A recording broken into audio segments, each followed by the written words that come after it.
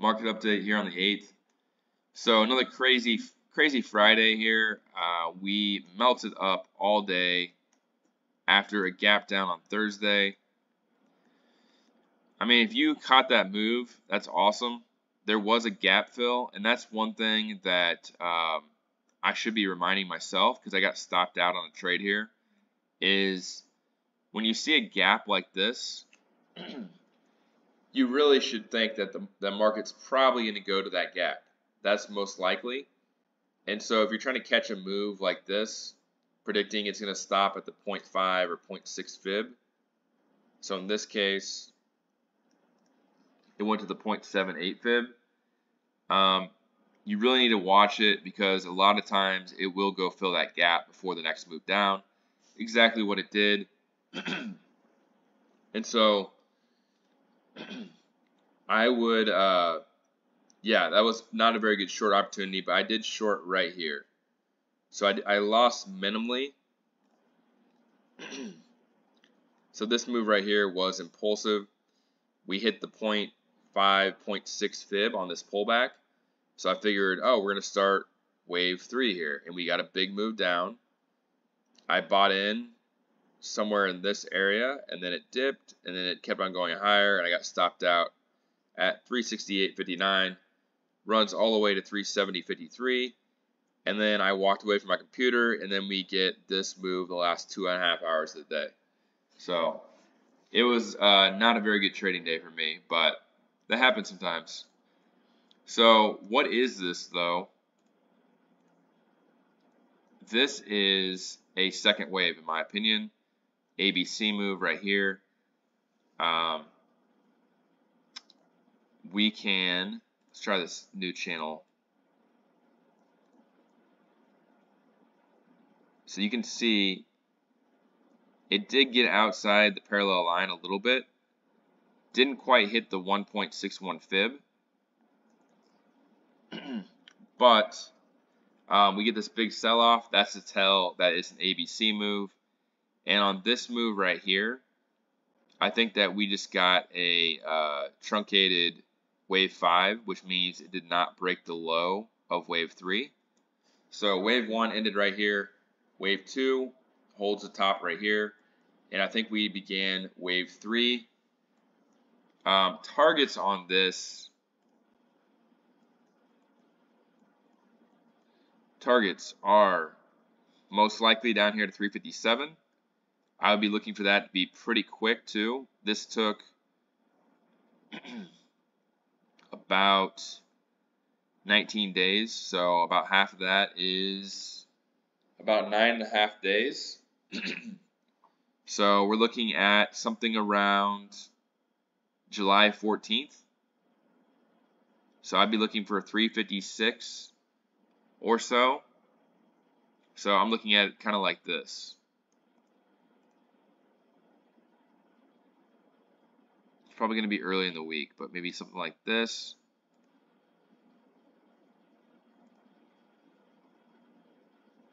So next Friday actually would be a good target for 357.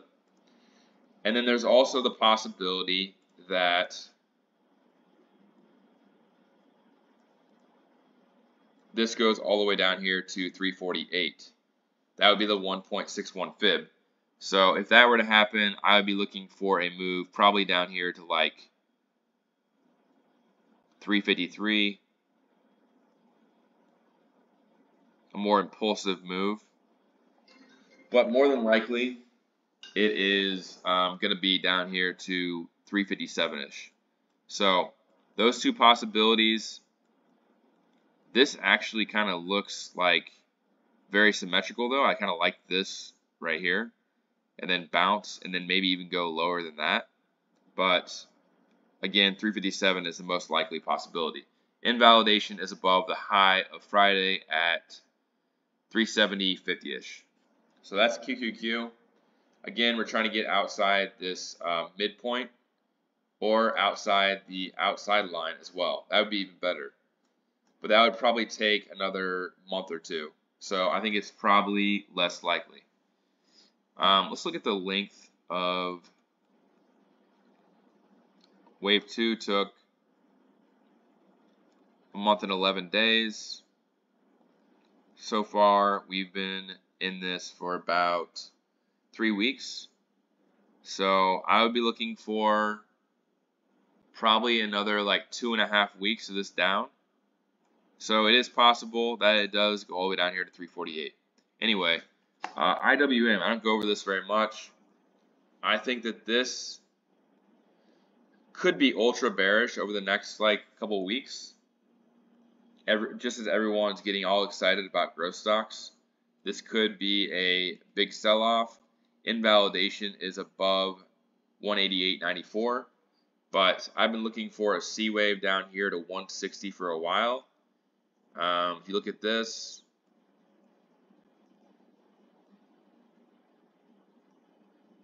$159. This would probably have to be, again, a pretty big move. I don't know what's going to be the catalyst, but that is possible. And if we zoom out here, we already zoomed out, that would complete wave B, and then I'm looking for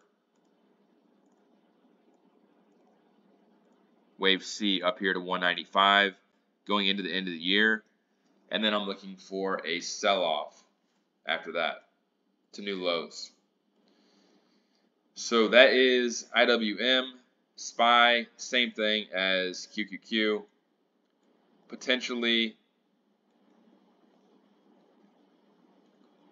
a expanded flat here down to 423 if we get that really big sell-off, or we just get a normal sell-off down here to 431.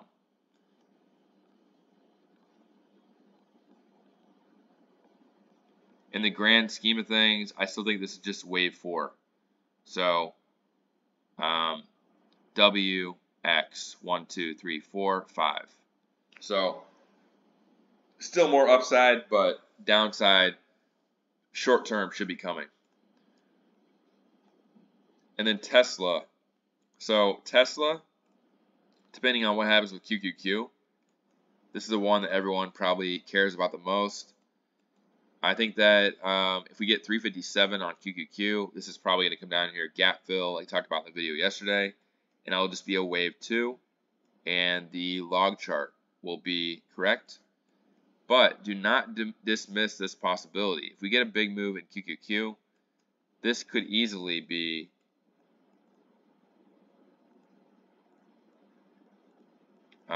where this is a nested move down to like 256. I'd be looking for bounce, and then down here, I think that's right. Let me double check.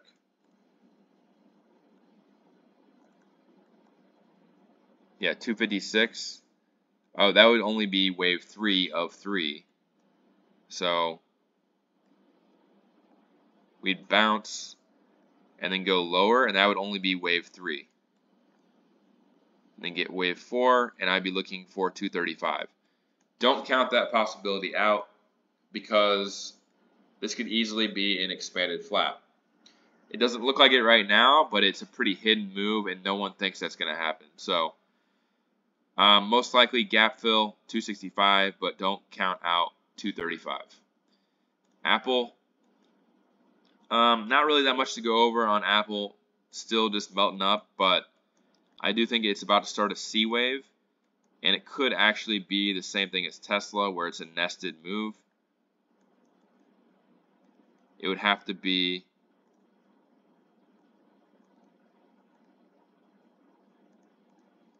something like that, where this is wave 1, wave 2, and then we get a big wave 3 down.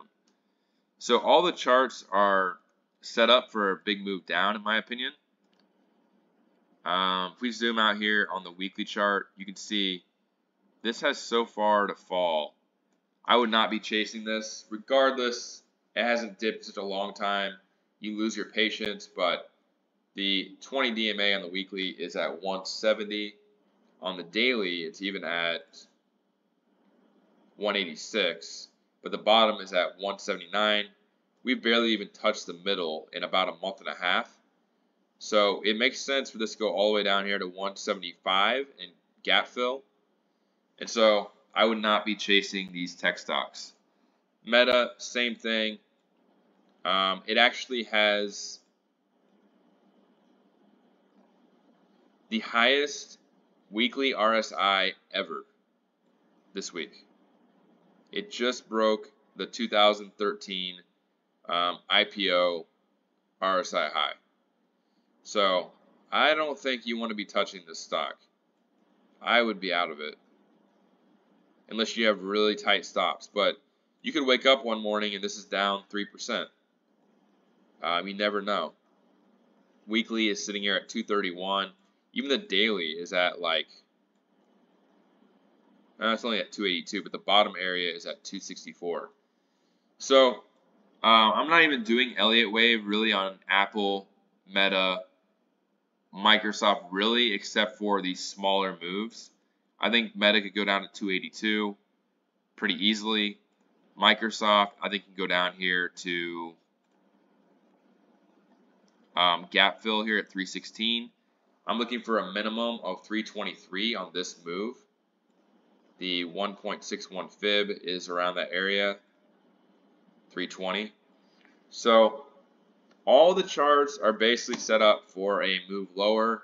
Whether it happens, who knows? This market's crazy. They could just completely stifle the move down again. And so really, it's kind of a guessing game at this point. When are they actually going to let it fall? This looks like the best setup I've seen in a long time. So we'll see if it happens. This weekend, I might put out a video going over some of the growth stocks that I see that are doing pretty well, like Rivian. One that I've been trading a lot is Dish.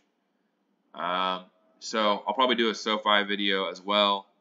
But I'm going to leave it at that for the overall market. Leave me a comment. Tell me what you think. Let me know if you have any tickers you want done. And I'll catch you in the next video.